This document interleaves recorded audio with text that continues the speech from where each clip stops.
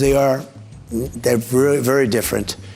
And it is the enemy from within, and they're very dangerous. Want to see a fascist at work? Here it is loud and clear. Former Trump supporter and legendary New York radio host Mike Francesa has some thoughts. There's no tolerance for the other opinion anymore. I think Trump has, without question, intensified that with his very nature. Understatement of the century here, Mike. Let's go through his analysis of Trump's victory, shall we? From the moment we take back the White House from crooked Joe Biden and Kamala, I call her Laughing Kamala.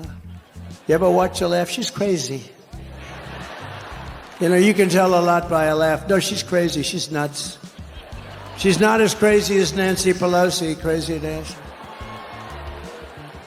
No, she's crazy as a bedbug. She's a crazy person. Just remember this as one line of many attacks from Donald Trump and how Francesa compartmentalizes it. America isn't ready to have a female leader. I think we've seen that now 2 straight national elections. There is part of this country, and I think a very big part of the male population that votes, that is not yet ready to have the face of this nation be a female. And it's pretty obvious. He lost to Biden. There's more to this than just what Francesa is saying, of course. I want to start by saying it's going very well. There are some bad spots in Pennsylvania where some serious things have been caught or in the process of being caught, but the election itself is going very well. We're leading, I believe, in all 7 swing states. Meanwhile, all this talk of voter fraud. You know, if you noticed last night, all of a sudden, as soon as he took the lead, there was no more accusations about any. It's amazing how secure the election became as soon as the numbers went the right way. I mean, there's no talk of that at all today, and there was no talk of it. There was talk of it early last night, and then as soon as the numbers started breaking for him, all of a sudden, hey, everything's secure, everything's great. Oh, wow, what a job they did. Oh, wow, this is amazing how good this is now. I mean, what a system. So we all know what that was about, okay? So he got beat squarely and soundly by the male he ran against, and he beat the 2 females he ran against.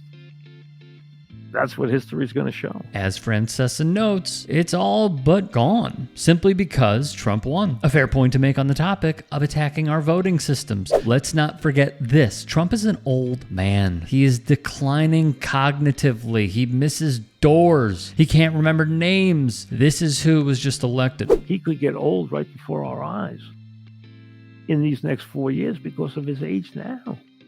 I mean, he's going to turn 80 halfway through his term.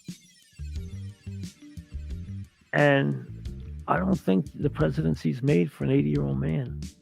I really don't. I think it's made for a much younger man. Now, what age? It depends. I mean, look at Warren Buffett at his age. I would trust him with any decision he would make. He's still as smart and as spry as you could possibly be. So you don't know how, and maybe Trump's going to get through this fine, but maybe he's not. You just don't know. So I don't know how that's going to play out. We're just going to watch. Again, it's fair to say, but also a theory that I personally have. Elon Musk and Peter Thiel, 2 of the richest men who likely will become trillionaires because of Donald Trump, said they would support him if the guy they want, J.D. Vance, were his running mate because of this very scenario that I believe they calculated more. The Democratic Party has gone too much to the left and really left the nation wanting. I think that's true. Nobody runs to the middle anymore. But the parties, I think, need to run more to the middle. I think they've left America behind, and too much of America behind. I think that's important going forward. For as right as he was, this is terribly wrong. Let's explain. In states where people voted for Trump by a significant margin, economically populist ballot measures won. In Nebraska, over 70% of voters voted for paid sick leave. Missouri voted to raise their minimum wage. This isn't something new we're learning the day after Election Day. Actually, back in July, Data for Progress published a poll where they asked likely voters in Arizona, Nevada, Michigan, Wisconsin, Wisconsin, Pennsylvania, and Georgia what they think about these policies. 80% of Republicans support raising the minimum wage. 64% of these likely voters in swing states said they support eliminating medical debt. 70% of likely voters in swing states support building 2 million units of affordable housing. 56% of Republicans said they support that. While some of these economic policies are labeled one way or another, it turns out when you just ask voters what they think about them, they're pretty popular. And that's not a lesson we're learning based on the results of this election. Polling has shown this for quite some time. Shout out to Jessica Burbank and Dropsite News. It just goes to show leftist politics remain key, but neither party wants to go all in. Who could forget when Franklin Delano Roosevelt showed what can happen when you have good policy? It simply resonates. We know who Republicans are, but this right here is what the Dems abandoned. Because there's a lot of work to do and a lot of decisions to be made and a lot of things to fix. The past administration did a terrible job on immigration and the border. That has to be improved. We've done a terrible job in that regard. This is an easy one to pick apart from, well, Republicans themselves. In fact, I had a popular commentator 4 weeks ago that I talked to that told me flat out, before they knew any of the contents of the bill, nothing was out at that point, that told me flat out, if you try to move a bill that solves the border crisis during this presidential year, I will do whatever I can to destroy you. I know you're not trying to zing your colleagues, but it's your colleagues in your party, sir, who torpedoed this, who didn't get the facts right on what you just outlined was in that measure. They killed it. Ironically, not Democrats. Right. It was, and it was painful to be able to watch it. It got stirred up in all the presidential politics, and several of my colleagues started looking for ways. After President Trump said, don't fix anything during the presidential election. It's the single biggest issue during the election. Don't resolve this.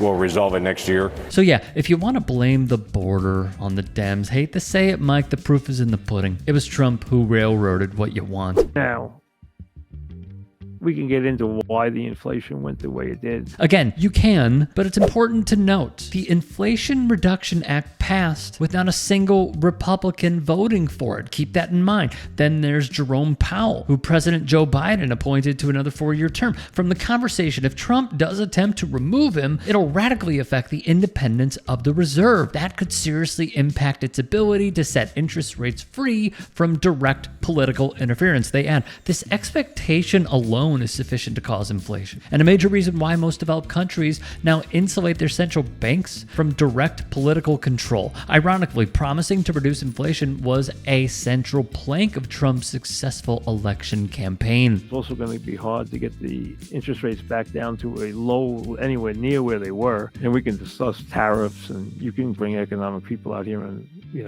discuss tariffs forever. And you'll get as many no's as yeses. So again, that's a highly debatable issue. And if you think Donald Trump is the guy to solve this, you are wrong. From Insider, economists and investors project that these higher taxes on imports will be passed on to American consumers in the form of higher prices. Some companies have already warned of higher prices to come. In such a scenario, an economic chain reaction could lead to households paying higher interest rates on borrowing of all kinds. CBS News would speak with Ed Mills, Washington policy analyst at investment bank Raymond James. The devil will be in the details, he said. The Trump tax, trade, tariff, and immigration agenda could have significant economic impacts and raise concerns about a second wave of inflation. Are you a racist? Do you hate Mexicans? The media calls us racist for wanting to build Trump's wall. They censor us, but it doesn't change the truth. Sandy Hook is a synthetic, completely fake, with actors, in my view, manufactured. We can talk about, how I got in hot water with saying that Alex Jones was a more credible source of information than Rachel Maddow. But one of the things that I saw in the reaction to that tweet was people are terrified of unconventional people. And yes, this. And you're going to hear about Vance, who I think will be part of the future and probably run in 4 years, and Shapiro, who's a very bright young candidate and will be, without question, one of the real favorites to be the Democratic nominee in 4 years. To say Shapiro is a rising star goes to show just how out of touch Francesa is. Walz was the right pick because he represented an anti-establishment feel. With Shapiro, they would have never won with his background in the IDF and being a centrist Democrat. Then again, it speaks actually to Francesa quite clearly. Hey, I appreciate you watching. Now if you can, please do become a channel member by going to youtube.com/TYTsports and clicking the join button. If that's too much for you, you can just go to tyt.com/join to become a member. It helps all of us out here at the Young Turks and keeps our network afloat. In addition, you could follow me on my socials on Twitter, Instagram, and TikTok. Appreciate the love. Have a great day.